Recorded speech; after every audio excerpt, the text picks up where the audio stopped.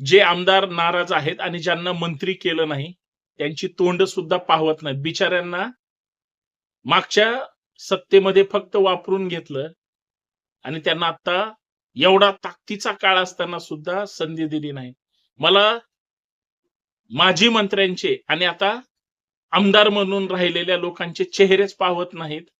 कारण त्यांच्या मनात इतकी मोठी दुःख आहेत, की ती शब्दात सुद्धा मांडू शकत नाही. म्हणून काही जण हॉटेलमधून वापस परतले, काही जण नागपूर अधिवेशनात शहरात पोहोचले, तिथून वापस आले. काही जण फोनच आला नाही म्हणून रुसले आणि काही जण नेत्याला दोष देतायत आणि राजीनामा देतायतचा ढोंग करतायत. त्या सगळ्यांच्या मनामध्ये काय काहूर माजलाय. कारण जुन्या जाणत्या लोकांनी त्यांच्याकडे मागच्या वेळेस असलेली खातेमध्ये निष्क्रिय पद्धतीनं किंवा कामच केलेलं नाही, म्हणून कदाचित त्यांना संधी नसावी. परफॉर्मन्स तिथं मोजला जातो.